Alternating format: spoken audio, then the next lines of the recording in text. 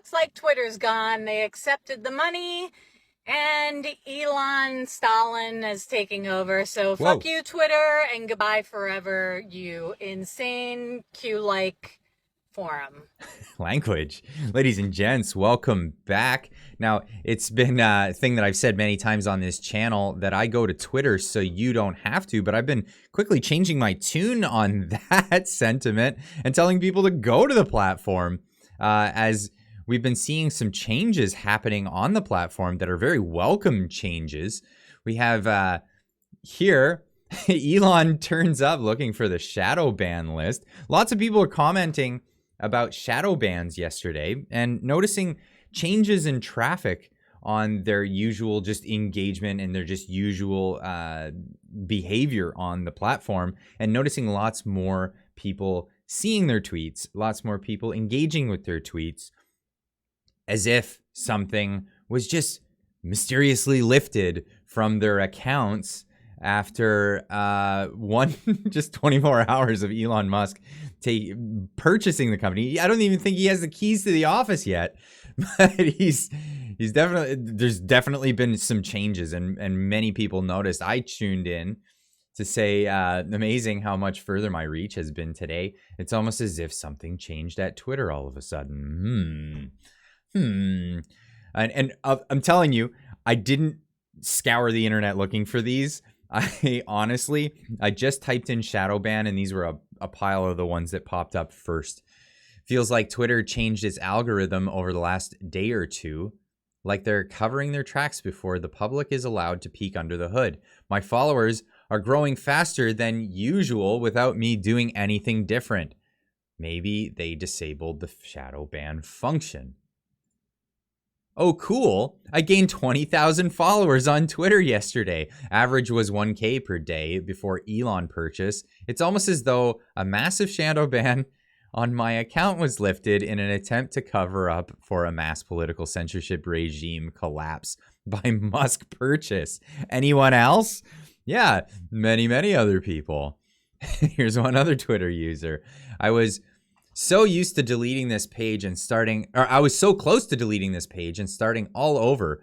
Shadow ban was real, and supporters are finally seeing my videos in their newsfeed once again. Me love you long time. To the admin shadow banning my page, tell your mother I'll be over later. And here's another Twitter user pointing out how the Twitter engineers are deleting the shadow ban code right now frantically, as Elon Musk is set to make the back end public, so we all can see what's happening on the back end. If you're being shadow banned, if somebody is suppressing your tweets, is somebody suppressing the traffic of your engagement on the platform. Now we've all suspected for a long time, and we've all seen screenshots, and we've seen reports of behind the scenes and what moderators on social media platforms have been doing, but we're now seeing a big change in the way things are actually working once all that stuff is lifted, or at least as soon as the idea of their activity being publicly shown is thrown out there, changes happen immediately. Transparency is such a beautiful and effective tool. Now, speaking of transparency, we have leaked audio from an internal meeting, and this is via James O'Keefe from Project Veritas, and this is leaked audio from an internal meeting at Twitter with the board. I'll just play it here. Elon made it clear in public that a large part of the reason he bought the platform was because of our moderation policies and disagreements in how we deal with health. This puts Twitter service and trust and safety, as well as anybody who cares about health on the platform, in a very difficult position. I believe Twitter grows as a service, allows for more people to use the product and have a better experience, because we're able to make the conversation on Twitter be safe, because we have built tools, processes for people to be able to feel safe and control their experiences. I believe that there is a lot of work we have to do to continue making that better. Sometimes that means more thoughtful moderation. Sometimes that means making things simpler. Sometimes that means changing product incentives to be able to solve problems through products sometimes instead of policies.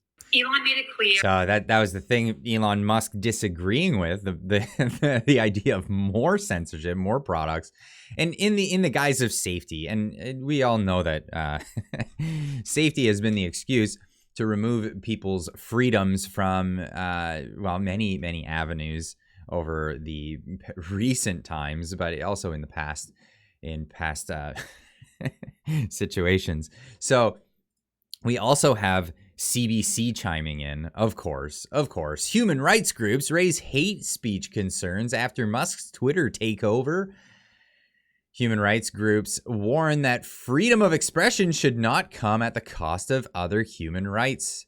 After self-described free speech absolutist Elon Musk sealed the deal to buy Twitter.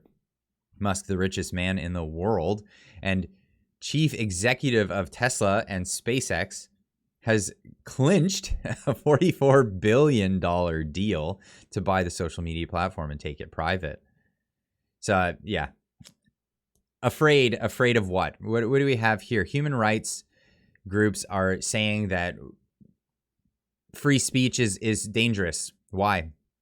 Okay, hate speech. Free speech is the bedrock and functioning of a functioning democracy, and Twitter is the digital town square where matters vital to the future of humanity are debated, Musk said in a statement.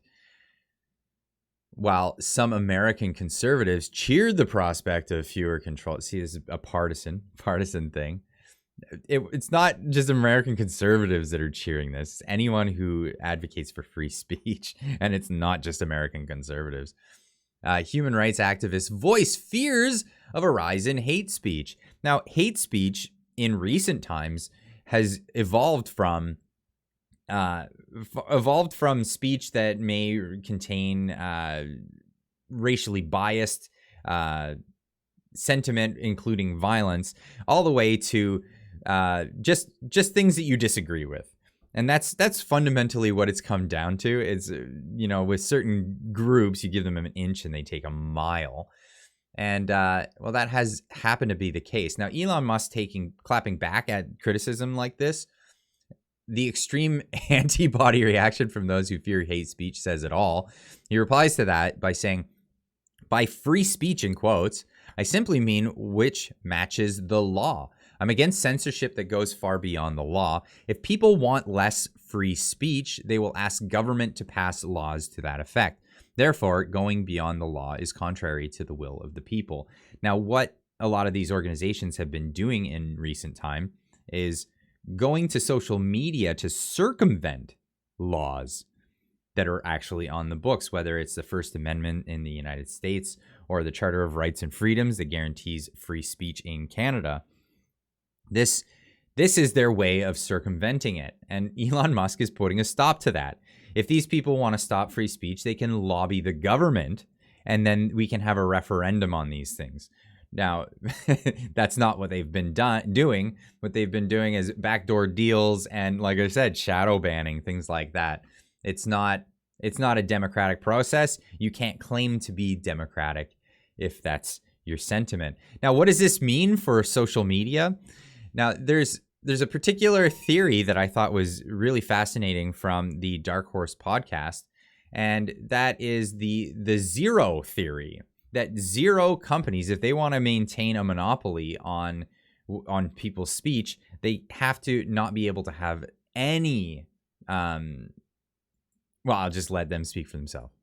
The tagline is zero is a special number. And what we have meant by zero is a special number is that there are lots of places where you, in order to engage in a certain strategy, need exactly zero alternatives to be present. So the idea is if there was a American university, for example, that had declared itself immune to wokeness and intent on simply continuing the practice of teaching people to think scientifically, logically, reasonably, teaching them about important facts of history rather than indoctrinating them into the belief that all white people are racist, or that the reason that men outcompete women athletically has to do with the patriarchy or something like this. If a university declared itself interested in teaching in the way universities used to attempt to teach,